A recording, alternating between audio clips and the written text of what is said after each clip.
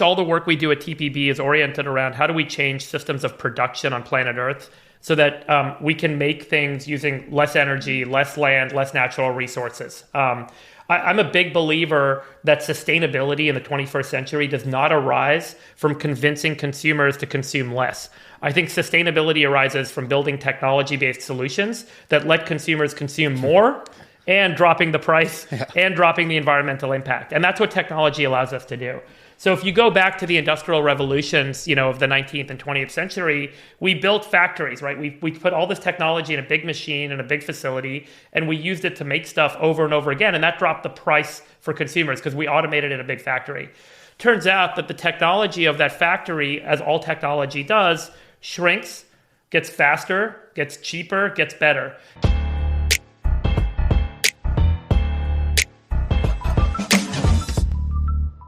Let me brag about you for a second, because you're a very humble guy. You're not a very bragworthy guy. When I first started hearing you talk, which was not on the All In podcast, I went on YouTube and I heard you give a talk back when you were doing Climate Corporation. And I remember thinking, this guy's pretty smart. You were giving a talk at some school. I don't know what it was. And I started Googling you then and saw, wow, this guy's he did that. And then he did some impressive stuff since then. So let me just brag on you for a second. So you were at Google 2004, 2006, some range like that. So fairly early at Google. I think that's around the IPO time. That's just post IPO. Is that right? I joined probably 7 months before the IPO. So yeah, we were working on the IPO, or just started working on the IPO when I joined. And then you do Climate Corporation, sell that for $1 billion to Monsanto. You do Metro Mile, which is a pretty cool insurance company that SPAC'd, and then I think ultimately ended up selling for a little bit less than it's SPAC for to Lemonade. And then you have this thing called TPB, so the production board. And in that, you're basically, what do you call it, a studio? Or what do you call kind of TPB? Well, yeah, we're technically a holding company, and and we're a foundry. So we spend time kind of doing R&D and research and founding or building businesses. So we kind of call it a foundry. And I feel like people know you now. And we do some investing as well, but really our focus is on foundry work. I want to start with this. You are known for, being a sort of a scientist or a science guy, but I looked at your LinkedIn and your first job was investment banker. So how did you go from investment banker to, as you call it on the All In Pod, the Sultan of Science? Well, I went to school at UC Berkeley. My major was astrophysics. I spent some time as an intern at the Lawrence Berkeley National Lab, which is a Department of Energy physics lab up the hill from UC Berkeley. And I spent, a lot of time doing mathematical modeling of stuff in a basement, and generally found it to be kind of just pretty disparaging in the sense that you could spend years working on a project that never sees the light of day. At the same time that I was at school, the dot-com bubble was kind of, blowing up all around me. I mean, there was even a kid in my dorm who started a company selling DVDs online and sold the business for $1 million. And that was such an amazing thing to happen. I was mostly making money by playing poker and working, jobs around school and getting paid for my internship and stuff. So, it was extraordinary kind of seeing just in the Bay Area, the world changing because of the internet.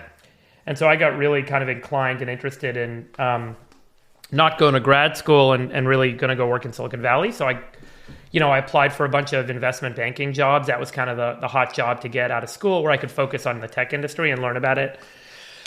And, I guess I had never taken a finance, accounting, business class. And so I guess my poker experience paid off, because that's how I put that on my resume. I got a bunch of interviews and, kind of ended up getting a job working in a technology investment bank, so focused on the tech industry. And so I got to work with lots of tech companies for a 2-year analyst program while I was there, and learn about business and finance and so on.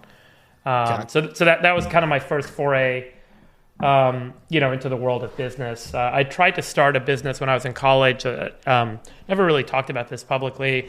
Raised some money from some family members, some friends of the family, but never really did anything with it. Never really got off the ground. It was the idea was to let you buy all of your telecommunication services on a website. So your everything from your cell phone bill to your long distance provider, which was kind of important at the time, and so on. And what'd you get wrong with that? Because that's actually not a bad idea, especially during that time. I don't think it was probably the idea. Did you not know? I still have the business plan. I keep it in my office. I printed it up like from 1999 or 2000. As a reminder or what? Yeah, as a reminder. It was originally called telebomb.com. It kind of bombed. And then I renamed it InPhone Services, and I registered it. I set up a Wells Fargo account. There was a whole experience of starting a business. And yeah, I mean, ultimately, I kind of got caught up in trying to get a job out of school and transition to focus on what's next in my life. And then, before I joined Google, I started another business, which was kind of like a research Q&A site online called Kadanga, Kadanga, Kadanga.com. So I basically taught myself like PHP and JavaScript and HTML and CSS, and I programmed the whole site myself and MySQL, and I basically set up my own server and registered the domain and set up bank accounts, and it actually made money. And so, I advertised on AdWords, and I got users to come to the website and ask questions and get answers, and they'd pay for the answers. And so that actually helped me ultimately get my job at Google, because I had all this experience. I was coding on my own till like 5 a.m. and then going to work at 7 a.m. And so like building this service and building this whole site, Google had a service at the time called like Google Research or something. I forgot what it was called, but it was very similar to this. And so I got the job at Google, I think, in part because of that experience. So when you were doing that, you were okay, let's say today, I think you've built companies. I'm just going to use round numbers. You can correct me if I'm way off, but you've built companies now that I think in aggregate are worth more than $2.5 billion. Now, if I went and I told you when you were building Kadanga, or you're in college, and I said, hey, that's something that could happen, would you have been surprised? Like, was that even an ambition of yours? Would you have been shocked that that's even possible? Or were you like, oh, it all worked. My plan could have worked if I had told you that that's how it played out? No, I don't think I would have thought about it in that framework. Probably would have been disappointed if I think about it. Why? I still am generally. I mean, I guess maybe ambition is and expectations I set for myself probably greater than what I've experienced. But I would say that my intention wasn't to start. Stay on that for a second. So you're saying you're a college kid and you had expectations of yourself that grand. Do you remember kind of what you were thinking back then? Not specifically. I mean, I just feel like when you're young, you have kind of unbounded ambition. I mean, you don't know the realities of, when you build stuff and you face challenges and you face hiccups and, everything from team to technology to markets and all the issues that arise as you navigate your way through complexity and uncertainty. You're naive in the sense that like the whole world can and should be different. So we should change the whole world and let's go fix it and make it different, make it better. And, that blind optimism is where a lot of energy comes from that I think drives great entrepreneurial success stories.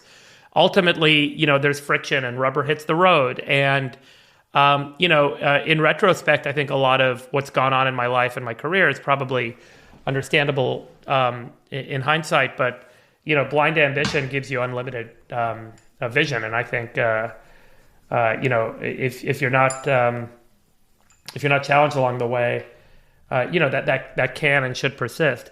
But I would say that my orientation was never about starting a bunch of companies or making a bunch of money. It was, much more about kind of impact and so, and solving big problems and having great breakthroughs and seeing those breakthroughs really change the world. And that's still, I think, really core to my sense of energy and things that I do.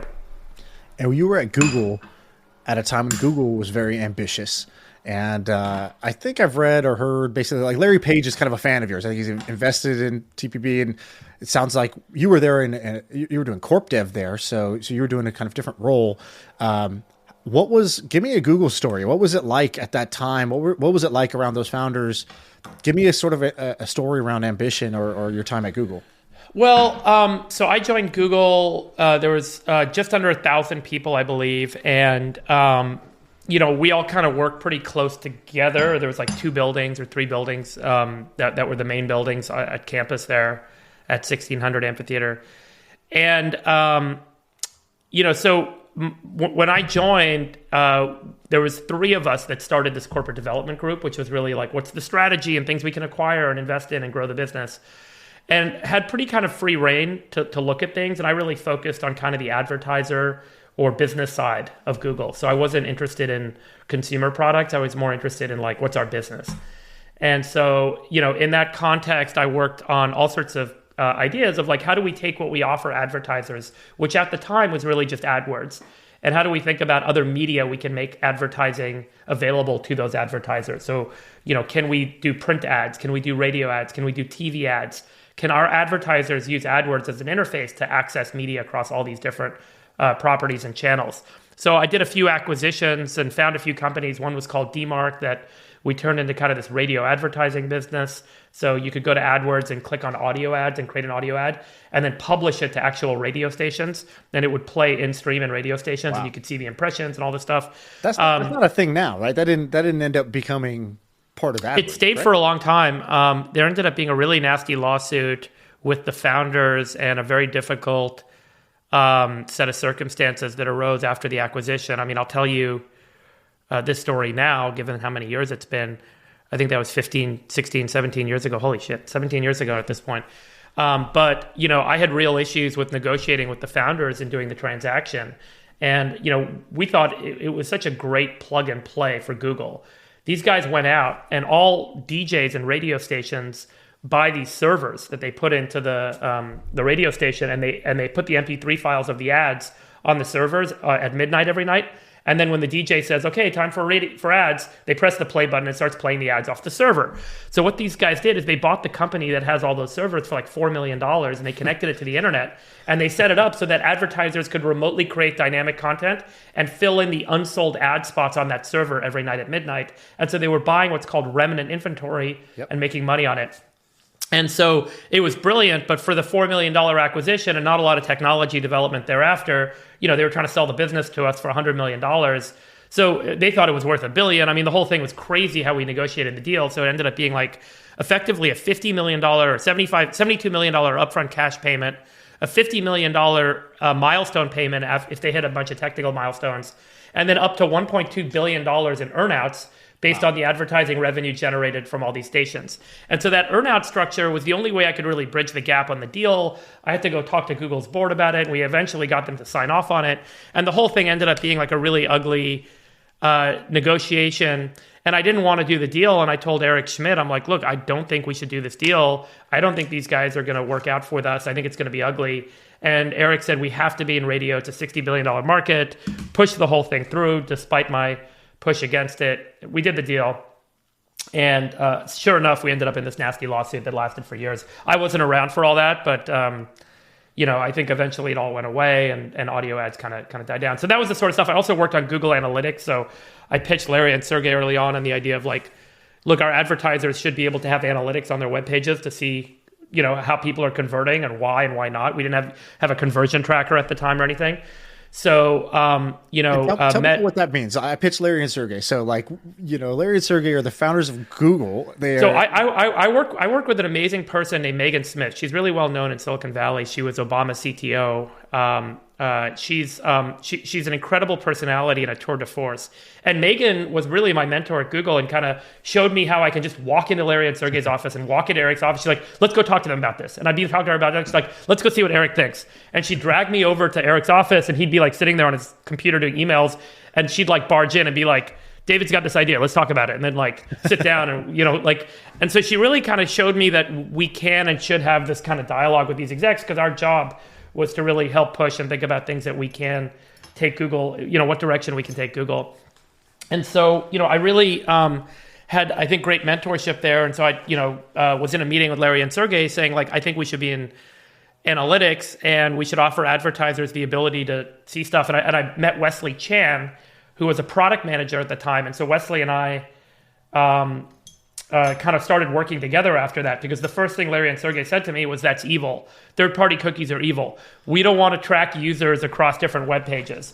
And, because then they'll know that we're tracking them. And so it was fairly prescient at the time that Larry and Sergey saw that this might be kind of an evil or viewed evilly by kind of consumers down the road. And they were absolutely right. I mean, that's what's going on in the EU and with Apple and Facebook and all the cookie tracking and so on that's being kind of taken apart right now. But we showed them that, like, look, if an advertiser can get analytics, they can see an incredible improvement in conversion efficiency, which means that the user is having a better experience on the web page. So rather than the user getting frustrated and leaving the website and wasting their time, if the user is happy, the user will buy more, they will convert better, and the internet is a better place. One of our guiding principles at AdWords was like, our advertisements should be so good, and the advertiser's website should be so good, that 100% of the time when people are looking at search results, they click on the first ad, and then 100% of the time they don't come back. So the bounce back rate is 0. And that shows you that you've shown the perfect ad that's even better than the organic search results. And it's such a good result that the consumer stays there all the way and never comes back and searches again. So that's kind of the guiding principle. So everything is all about how do you improve the quality of the ads? How do you improve the user's experience when they go to the advertiser's site? And how do you get the advertiser to pay for that value? And so analytics ultimately turned into, we found a company called Urchin. I took Wesley to SES, Search Engine Strategies. We walked around. We met a bunch of analytics companies. We had 4 of them come in and talk to us. And we picked Urchin and convinced them to join, convinced Larry and Sergey to do the deal. Within a year, I think we had shown through Hal Varian, who was our chief economist, we had demonstrated that Google Analytics increased AdWords revenue by $500 million. Because so many advertisers were using it to improve their websites and make the conversions better, that they were spending more on AdWords. And so you could kind of economically show the benefit of analytics. And that was like a $25 million acquisition. So it turned into a great product. I mean, I don't know any web pages that don't have, Google Analytics on them. You're like, where's my bonus? It was all good. I mean, if you can show that, all right, I'm buying a visitor, it costs me $1 to get the click. But now that I can improve my funnel so that customer is worth more to me, I can convert more of those customers, then I'll spend more, right? Like that makes a lot of sense. And the customer's happier because people are going to a web page that gets them what they want, as opposed to going to a web page and getting lost in the content and not clicking through and buying. Dead end. So, and my last Google question, when we got acquired, I got acquired by Twitch, which is like a kind of part of Amazon. And I remember like the first or second meeting where it was like, all the kind of execs in a room. And as a startup founder, I remember always feeling a little bit, not like imposter syndrome, but sort of always curious, like, this is how I lead the company. I have no idea how anyone else does it, right? Even my founder friends, I don't actually get to see them in meetings. So I really had no idea what they were doing. In my first meeting at Twitch, I remember looking at Emmett, who's somebody I really respect, who's kind of my boss. He's the original founder. And he was sitting there and like there's 20 people in the room. And somebody presents like this 6-page paper. And I remember he was like done reading it in like half the time of anybody else. And then he had like scribbled down some questions on it. And then the first question he asked like cut straight to the heart of the thing. And I remember just thinking, oh, this is what it would be like if my brain was twice the size. Like, oh, I could read twice as fast. I could get to the heart of the issue, twice as fast. And I was just so impressed by him. I think that great leaders in some ways almost feel like aliens. They sort of they have some superpowers that others don't. And what was it like with the Google founders? Were they just normal people to you, or did you notice any special traits or sort of abilities that impressed you at the time or made an impression on you? No, I mean, look, the culture is set at the top, and the team that Larry and Sergey built around them, remain some of the most important and impactful people in Silicon Valley. Susan Wojcicki, Salar Kamangar, Urs Hotzel. Urs is still SVP of engineering there. He built all of the data center infrastructure, which, by the way, I don't think a lot of people realize is probably the core advantage of Google. Or was originally. Tell me about this. My co-founder, who's super technical at my past company, he used to say that, he goes, people don't ever talk about this, but it was Google's server architecture or their choices that allowed them to win. What did that mean? I never got an answer. Yeah. So if you go back to 1999, 1998, right? In order to search the web, you had to have what are called web crawlers. So these are servers that are going out and scanning all the web pages on the internet, and then indexing servers. And then your web servers, which are, your indexing servers, take all that data and classify it and organize it and figure out what's the search term that each web page can represent. And then and what's the ranking that would show up. And then finally is these web servers, which is the website, serving servers. So when you go to google.com and do a search. And so, in order to search the web extensively and to have a high refresh rate, so how much of the web can you search? you have to have more servers. In order to search it more frequently, you have to have more servers. So at the time, everyone was using kind of Oracle servers that cost like $3,000. And they had a pretty case, and they had purple on them, and they used a lot of power, and they looked really nice, and they would last forever, all those kind of nonsense claims. And so Google set out to basically build a really cheap web server, or really cheap web crawling server and indexing server. So they built their own servers by taking commodity hardware and basically breadboarding this thing. So taking super cheap RAM, super cheap hard drives, jamming them all on, not even putting a case or a cover on them, using super cheap power supplies. No purple. And then they said, look, if no purple, no casing, and they made them redundant. And they're like, look, we'll make lots of these. We'll be able to search more of the web. We'll be able to have a higher refresh rate, and we'll be able to index stuff better and have a bigger index than anyone else because we're making it so cheap to do this. And so their cost was like $150, $200 instead of $3,000. Their servers broke every couple of months, but guess what? It was so cheap to make it. When it broke, they threw the thing away. And so it didn't matter. They didn't need to have a 5-year server. They didn't need to have a high-performance server. They didn't need to have the fastest CPU. And in fact, when I joined Google, they had a team that was working on a 10,000-port switch. So, and they were making their own ASICs to do that, their own chips. And so the depth that the hardware engineering team went into, and the data center and infrastructure engineering team went into at Google to create a full stack of technology that was advantaged from the ground up meant that they would always be able to search more of the internet, always be able to do it better, always be able to do it faster, always be able to have a higher refresh rate. And that advantage, and then they made their website super simple, and they didn't have to sell ads against it because it cost so little to run the website. And so you add all that up, and they create this huge advantage, this huge structural moat. More people come, the network effect, more people show up. They've now got more people that they can sell ads to. They can now reinvest in building more servers, search more of the web, and so on and so forth. And then, the AdWords architecture was just perfect. It was an auction. And so advertisers would bid for search terms. They wouldn't do paid insertion or paid inclusion, which was big at the time. They said that's evil. So we'll show ads really clearly and cleanly on the side. And if users want to click on an ad, they know they're clicking on an ad, and otherwise they're searching the internet. And it just created this unparalleled moat. And so the hardware advantage that Google built from the beginning, I think, was really core to their point of success. And so, sorry, going back to your question, look, Larry Page is one of the most impressive individuals you'll ever meet. It's really sad he's not more public because I think Larry could offer a lot to the world in the way he thinks and the way he talks about things. He always takes a bigger point of view and a bigger picture perspective on things. When people would suggest products or ideas, he wouldn't get into the technical details or the near-term roadmaps. He would always zoom out 100x and be like, why can't we do X? So, why don't we search all the world's books was one of the things they proposed doing in 2003, which was a crazy concept, but they actually went and then did it, right? And no one would have done that if not for that suggestion, that audacity of perspective. And so they always pushed and challenged every team to think bigger, to think more grand, to think more aggressively. And I think that's a common trait with great leaders in technology businesses is, and same with coaches on sports teams. Your team is only as good as you challenge them to be. And so they'll, if you're not challenging your team and you're asking them, what do you think you can do? They're only going to achieve a fraction of what's possible. Great coaches and great leaders need to kind of, and technology leaders in particular have this unique ability to, I think, understand the technology and leap several iterations forward to speak to the team about where we're headed and then bring the timelines in. And that makes for, an incredible sense of urgency and outcome. And why do you think most people don't do that? So thinking big, that sounds easy enough to understand. Sounds fun to do. I could hear that advice. Why do you think that's hard advice to follow in practice? It's a really important question. So one of our principles at TPB is Dare to Dream. So it's all about creating that audacious perspective. How big can this be? How big should we be? And what happens when you set a big goal, like let's say I have to go climb to the top of a mountain and I can't see the path from here to the top of the mountain. There's 100 permutations or 1,000 permutations on how you might get up that mountain. And you don't know which path is going to work.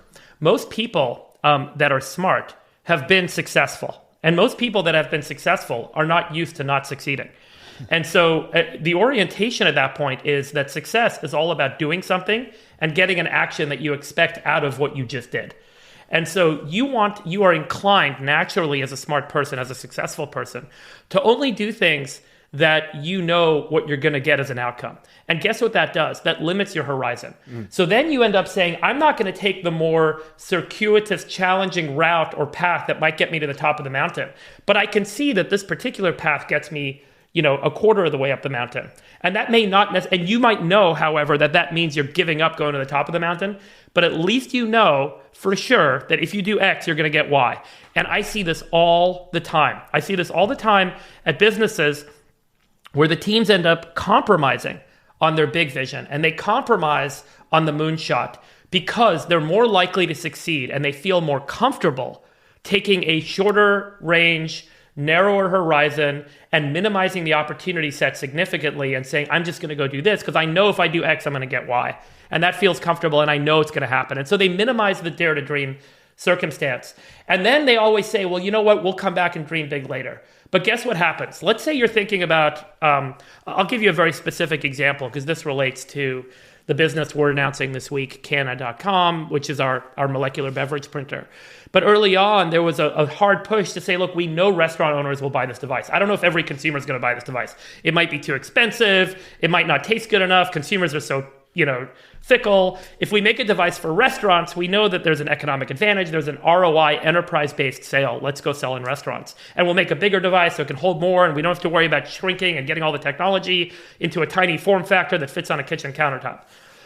The problem is if you do that and you start selling to restaurants, you've now significantly minimized the opportunity to go into the consumer channel because you now have a customer, and the customer is the restaurant. And the restaurant's going to say, I want this feature, and I want this feature, and I want this feature, and I want you to do this for me. And all of a sudden, your whole team is going to be inundated with product and feature requests that focus on that much smaller, much narrower market. And you're going to end up going deeper and deeper into that market, and you're going to lose out on the opportunity to go build for the big market, to go build for the 100x market that can actually change the world and improve the problems that we're trying to address with this business. And so, I've seen this at many different businesses where taking on a lot of technical risk, taking on a moonshot project is often foregone, and you end up, trading into a much smaller pie and a much smaller opportunity. And then you often miss out on that bigger opportunity. And so I think it's really important for entrepreneurs to continue to dream big and find aligned capital and aligned shareholders to let you dream big and shoot for those bigger, higher risk opportunities. Because if they work, they're 100x bigger. I couldn't agree more. I can think of two examples in my own career where I'm guilty of that, where we did that. And I was just talking to a company I invested in that they pitched me this amazing self-driving car, single passenger vehicles that were electric and self-driving. And it was this really fantastic vision of what the future might look like. And I feel like, in many ways, they've made a lot of progress, but also they did the restaurant thing. Basically, they found a customer who showed them a near path to like some validation. And in doing that, they sort of beat down the vision and sort of tried to cram the vision into it. Okay, some of the vision doesn't fit here. All right, it's just going to get sort of left behind.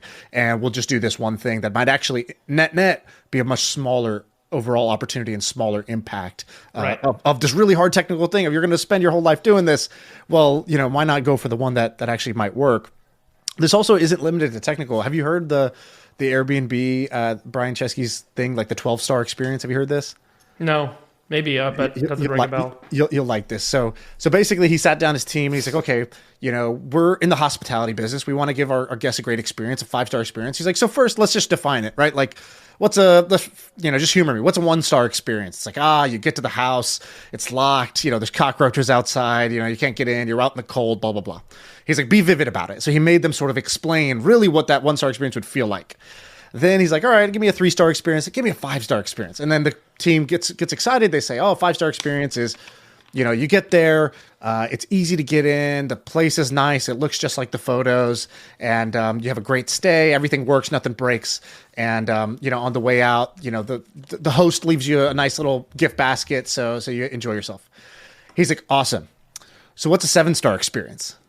And now the team sort of like, you see everyone tighten up. It's like they didn't expect that. They thought 5 was the max number of stars that you can have. And he's like, right, totally. So give me more. And they're like, well, I guess you could get there and there's somebody at the airport to pick you up. They got your name on a sign. He's like, yes, give me more.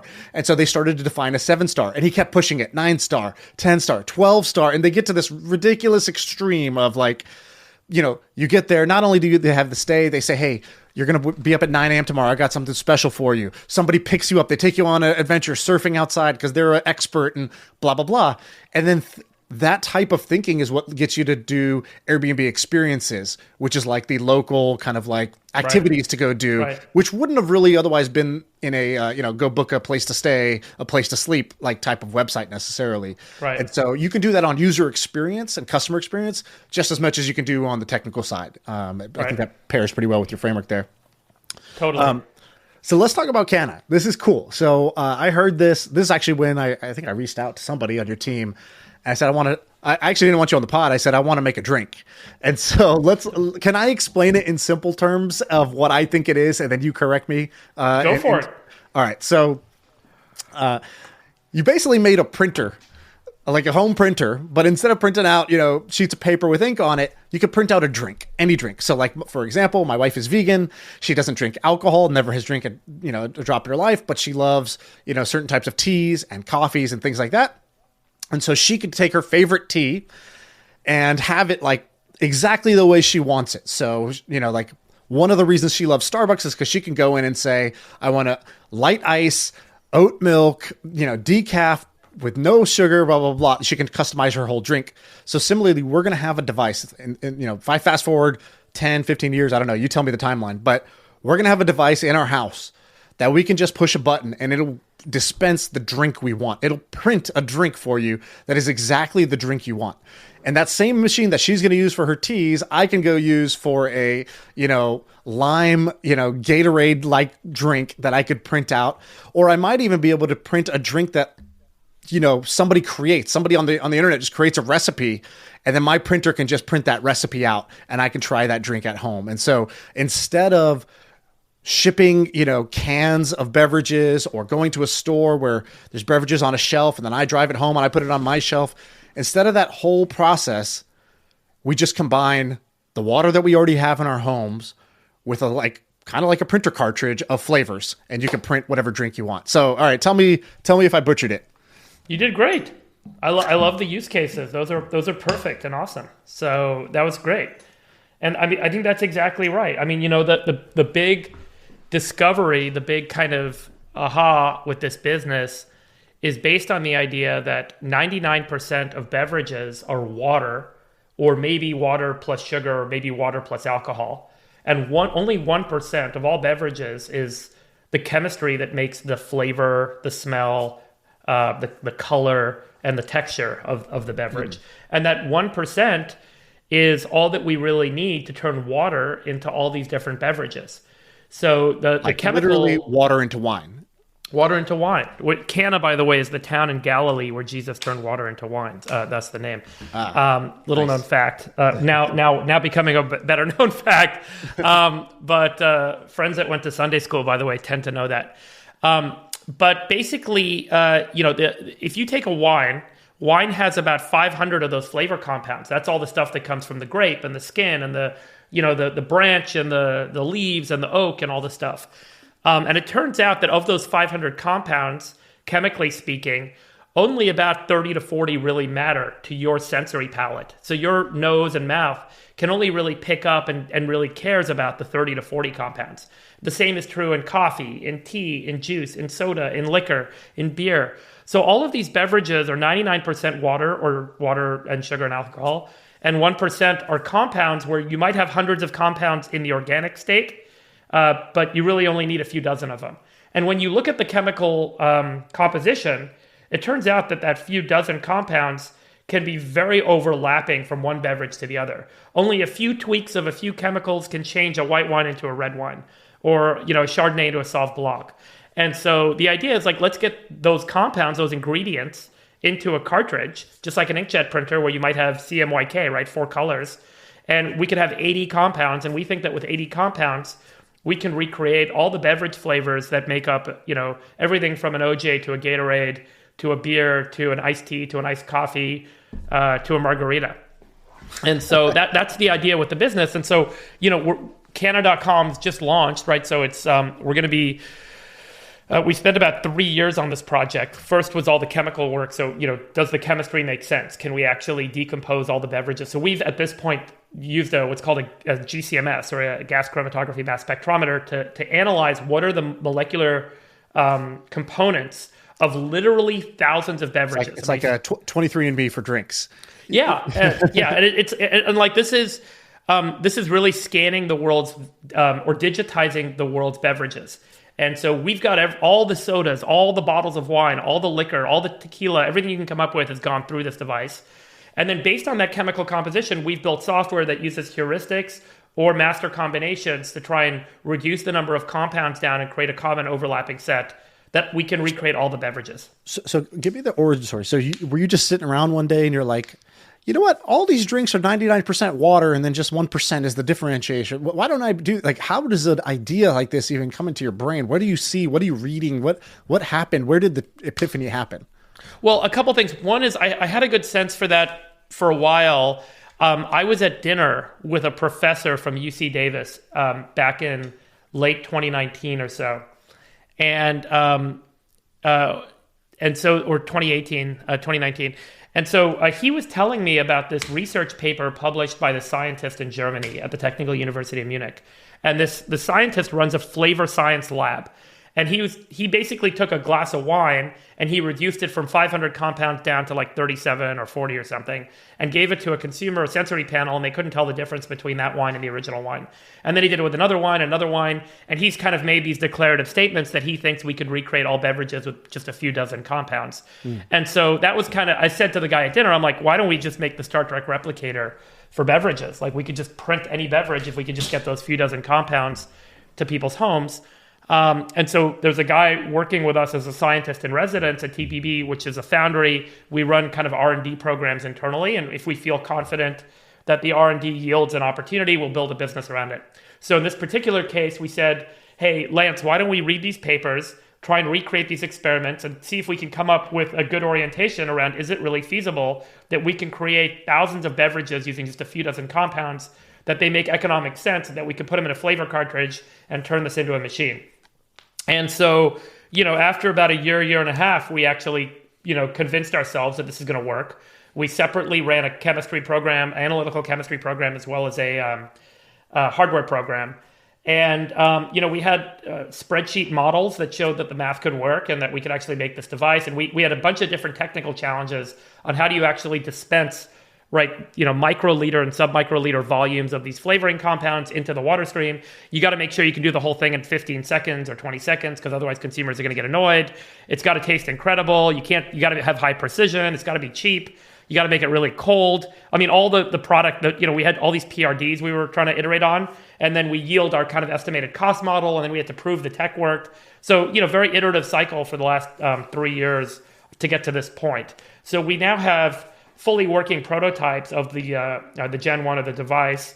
We're going to production on the Gen 1 of the device and hope to ship early next year. And so we're starting pre-orders today for $99. You can reserve a fully refundable $99 reservation fee. And the first 10,000 orders are $499 for the device and $799 after the first 10,000. So that's the setup. So I'm going to do two things. I want to first ask about the kind of like, what kind of drinks am I going to be able to get out of this? Just what the average person wants to know. And then secondly, I want to talk about the impact of that. Because my sense is that if you're making the device, if you're making what you eat and drink in your own home, like literally you're producing it in your own home, you cut out a bunch of trucking, storage, packaging, stuff that doesn't need to happen that might actually help the environment. So I want to talk about the environment in a second.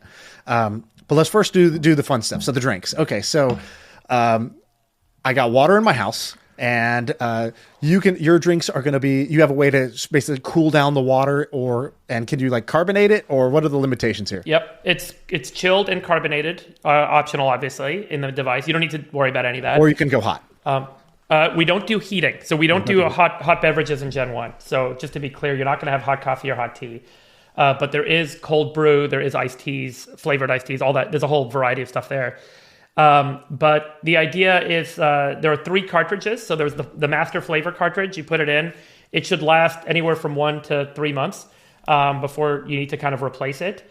There's a sugar cartridge because a lot of beverages people want to have sugar. And so there's a separate cartridge for sugar, should last about a month, and a separate cartridge for alcohol should last about a month. And you don't have to buy cartridges. They're free. They auto ship to your home, and you just put them in when they arrive. The device senses when you're running low, and we send you a new cartridge. We charge per drink. So the price per drink is going to be 25 to 50% on average cheaper than what you would pay in retail for that same beverage. At the end of each month, your card or your account is charged for the beverages you consume, but you don't need to go to the store. You don't need to buy cartridges. You don't need to deal with all the nonsense. We take care of all that. It's really supposed to be hassle-free. And then the idea is there's beverages that range from morning till night. So iced coffee, iced tea, sparkling, soda, juice, hydration or energy drinks. There's hard seltzers, cocktails, wine. And so there's a range of kind of add-ons and features. Like there's caffeination, there's nutrient boosts. So you can actually have vitamin boosts. There's electrolyte boosts. And so you could have low alcohol hard seltzer. You could have low sugar juice for your kids. You could have, add caffeine, have an extra boost of caffeine, or low caffeine iced tea. So there's all this variation around what you can do ultimately from a personalization perspective. And as a user, what you're going to experience is literally hundreds or thousands of brands available to you on this device. And they're all going to be new brands. So we're not yet revealing who the brands are. I think a few of them will start to announce this week. But if you think about where this goes, as a consumer today, you really have a very limited number of choices when it comes to brands, because there's only about 150 slots in a retail store for wine, beer, coffee, tea, juice, soda. And so, Minute Maid, Coca-Cola, Pepsi, 7-Up, these are nameless, faceless corporate brands. In the future, you're going to have your own brand, right? So you and your podcast can make a branded beverage, put it on Cana, and your followers can buy your beverage, and it can be your favorite blueberry hard seltzer or your wife's favorite tea. And she's kind of, and so you guys can build your own brands at a cost of nothing to you. And so I think that the future is a lot like what we saw in media, where people are consuming TikTok and YouTube and Netflix. And, there's a long tail of content. There's a long tail of things that are associated with individuals now and influencers. I think the same will happen in brands. Yeah. So it's basically just to kind of explain that again, because I think it's an important point.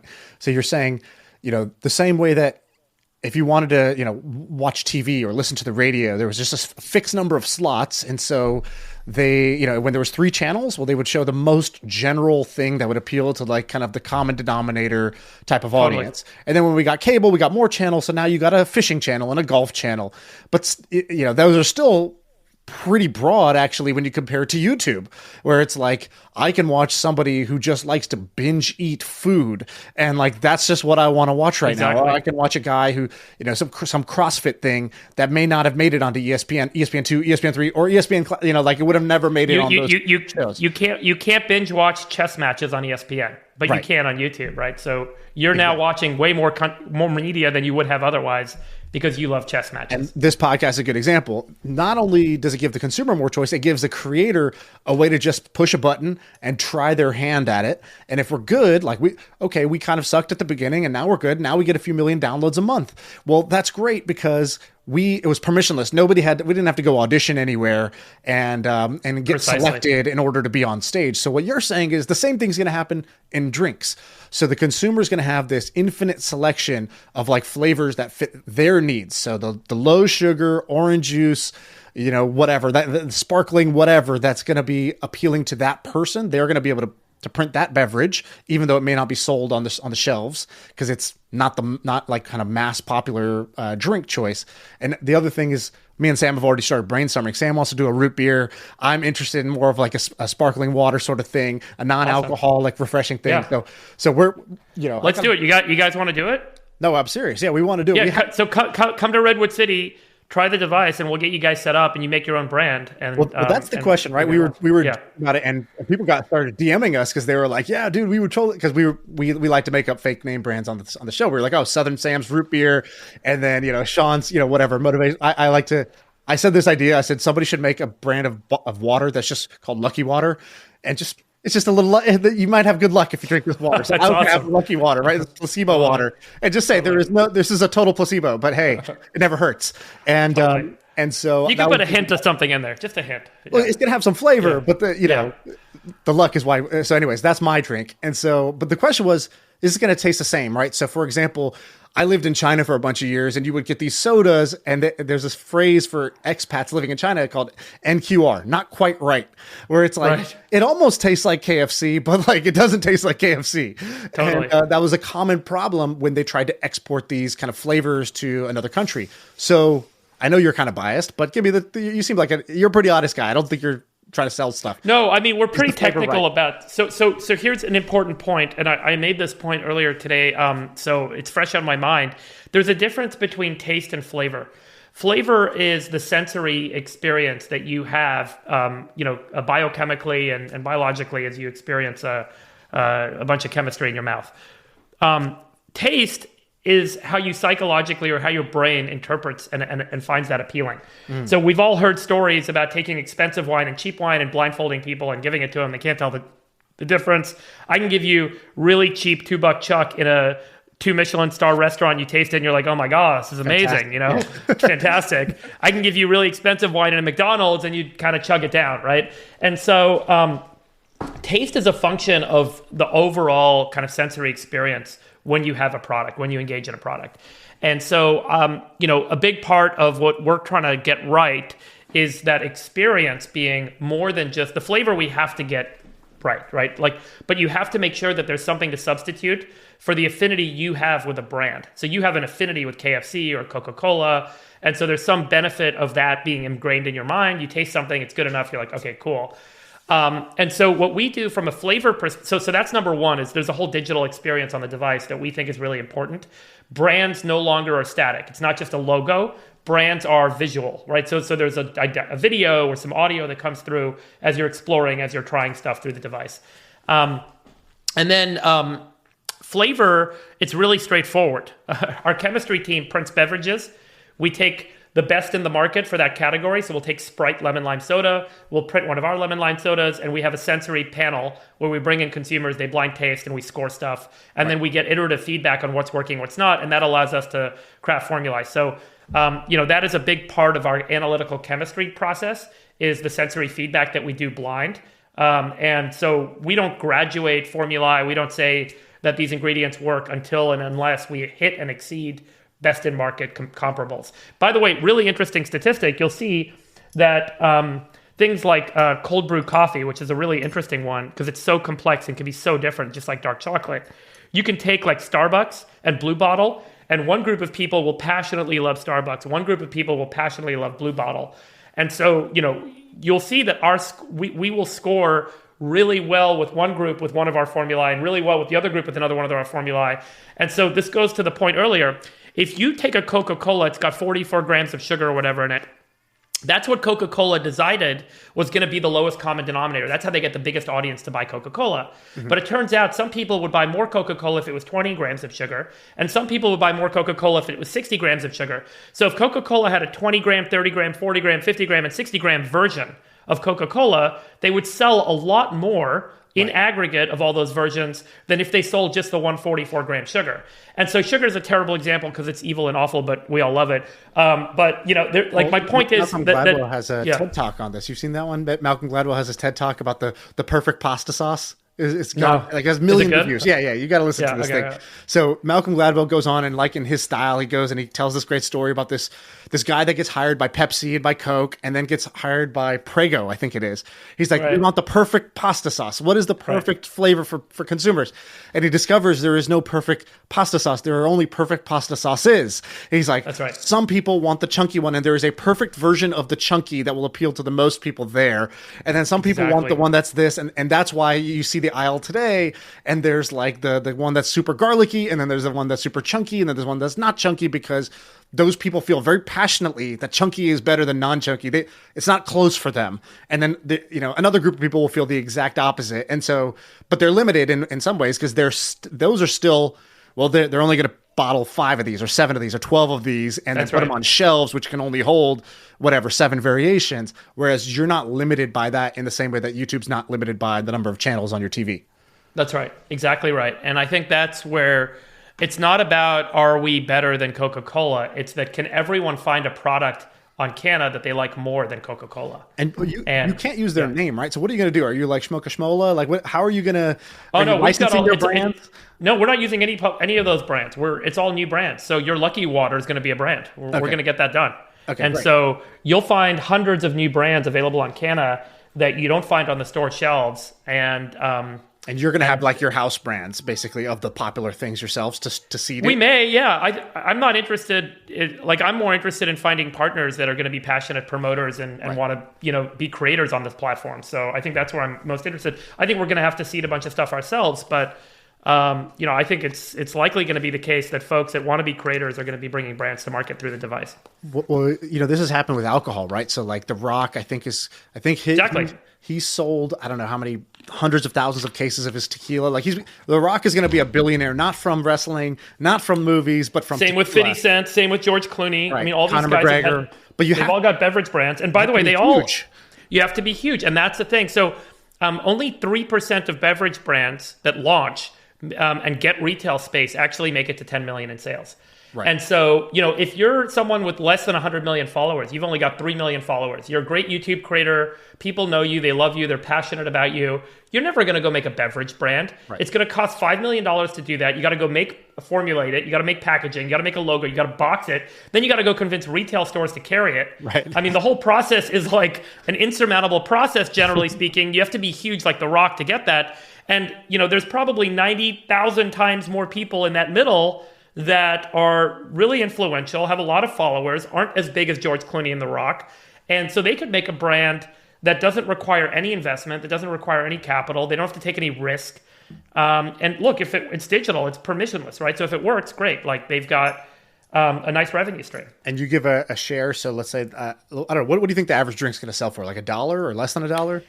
So it ranges from 29 cents for like a sparkling water, like a flavored water, like a LaCroix competitor, up to $2.99 for kind of like a really nice cocktail. You'll find that like a mojito or a mimosa will be like $1.99. Generally, the price will be about 25 to 50% less than the store. Right. So let's say I'm selling my 30-cent Lucky Water. Is there a standard out of the box, like an app store, like 30% cut type of thing? Or what is the business model? Because this will let more people do the Rock thing. This will let people like me do the Rock thing where we can just formulate a drink, sell it virtually, digitally into everybody who has a printer. It's now available. And then we get a small income stream, royalty stream coming through this. Yeah. By the way, the royalty stream for like someone like 50 Cent or something was like 2 to 6%, so they're participating on net, right? And so there's a very different kind of model there. We offer a much higher share of revenue. Obviously, this is a very difficult business to operate. So we've got to get cartridges made. We got to get them to people's homes. We auto renew. So there's a whole services component. So, we've got a pretty good pitch today for brand partners. We haven't launched commercially, so I'm not going to kind of commit to what the number is going to be, but I think it's a really, really compelling opportunity. And they're all going to be, they're going to own their brand. So if they want to take that brand and use it elsewhere, it doesn't have to be exclusive. We don't own the brand. It's your brand. Right. So you could take your brand Lucky Water, and if it takes off and you've got 10 million people that want to buy it in stores, go launch it in stores. It's your brand. So yeah, I think it's a platform for letting people kind of create and ideate and see if they can develop value there. And the thing, it's almost like merch, right? Like, I mean, just totally. Monetize yourself. The device costs, you said $4.99, or it's going to cost $4.99. That's the pre-order kind of for price? The first 10,000 orders. So once we hit 10,000, the price is going up to $7.99. Yeah. And then is this the like kind of Tesla Roadster model where you think that where do you want to drive this down to? What do you think is the thing you need where this actually is not just my cool thing in my house when people come over and I can do a magic trick? Like when does this become standard where it's not a magic trick? Everyone's got one. So it's a great question. There's about 35 million Keurigs installed in the world. There's like 4.5 million Soda Streams. These devices have prices that range from like $70 up to $2.99 for like a nice Nespresso. And then, so $2.99 maybe gets you kind of a 10% market. $1.99 gets you 30%. I don't know the number because part of what we're doing is we're not just a single product and a single day part. So Nespresso, Keurig, SodaStream, one product, one day part. So will people pay more for more day parts? Will people pay more for more variety, for lower, and hopefully our prices are going to be lower than what you pay for some other alternative product. So the value we can provide to consumers, I think, will ultimately dictate how the market expands as a function of price. Right. And then form factor. So can we get it smaller? And then heating. Can we add heating to it? And so there's a bunch of features on the roadmap, and then the trade-offs on price.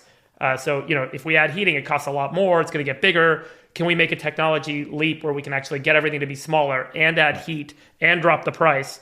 And, as we go from Gen 1, we're calling this our Gen 1 device, the Cana 1, to Gen 3, we really think Gen 3 ends up being kind of like, it's got everything for everyone and it's an accessible price point for the mass market. And I don't know if you're fully out of time, but I did want to give you a chance to talk environment for a second if you have it. Great, I think that's probably pretty major, or like at least one of the big drivers for you here. Pretty much all the work we do at TPB is oriented around how do we change systems of production on planet Earth so that we can make things using less energy, less land, less natural resources. I'm a big believer that sustainability in the 21st century does not arise from convincing consumers to consume less. I think sustainability arises from building technology-based solutions that let consumers consume more and dropping the price and dropping the environmental impact. And that's what technology allows us to do.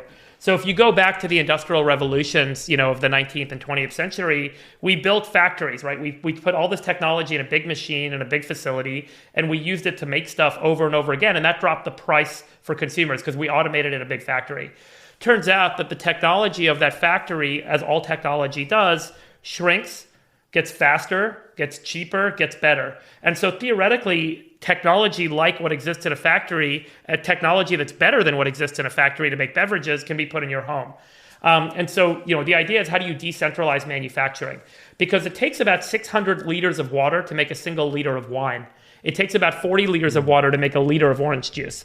And we take all of this water, and by the way, orange juice is 93% water, 7% sugar, only 1% is the flavor compounds, right? Wine is 88% water, 11% alcohol, less than 1% flavor compounds. So, how do we, so we've taken all this water, grown all these crops that basically turn into water, put them into glass and plastic and cans that we use carbon dioxide to make. Then we put them on trucks, which use carbon dioxide to go to warehouses that then go into stores, they then go into your home, and then you store them in your home, and you're basically drinking water. And every industrialized home has water. It's about 500 million tons of CO2 that are put into the atmosphere every year to make bottled cans and beverages. It is about bottled and canned beverages. It is about 400 trillion liters of water that are used in the whole production cycle of bottled beverages. And consumers are spending $2.3 trillion a year on this archaic, insane system of centralized manufacturing to use a ton of energy and a ton of carbon and a ton of land to just move water into your home when you already have water in your home. 120 million acres of farmland that could be reduced and returned back to the natural ecosystems that we would stop using to grow all this stuff. So that's our long-term incentive, right? The incentive is, can we take that carbon out of the atmosphere? Can we reduce the waste on water? Can we return the land to natural ecosystems? And at the same time, make a cheaper and better experience for consumers by decentralizing manufacturing and putting these devices in homes and giving people better options. And so that's why we're so excited about this. I think we have an opportunity to do something that has an impact, but also hopefully gives consumers something that's better than what they have today.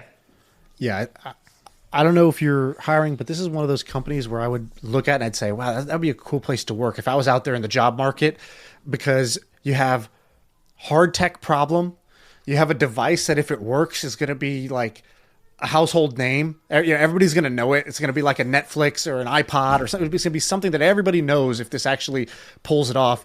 I mean, you're on some Willy Wonka shit. You're basically creating this magical device that lets you create whatever you want, your own little candy, your own little beverage in your home. I think that's, it's pretty inspiring. And to do that while also having a big impact on the environment, right? Like most people would look at that environmental supply chain you talked about and say, how do we make this 20% more efficient at this step? How do we make the trucks emit a little less carbon dioxide, right? How do we just reduce this by 15%? And what you've done is said, why are we doing this in the first place? Why don't we eliminate the whole chain? So why are we using all this water and all this plastic and all this fuel just to move water from here to there and add a little bit of flavor to it.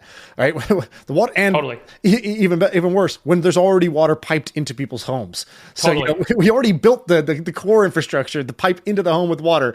All we got to do is sort of like at the last mile, not even last mile, sort of like the last 2 feet of counter space, just convert it into the product people want. So I think it's pretty awesome. And like all the refrigerator space and energy to run the refrigerator to store all that stuff, and like the stuff in your cabinets. Yeah, so that's exactly right. I mean, you nailed it. Like that's why it's so awesome. So yeah, we are hiring, and we got great offices. So.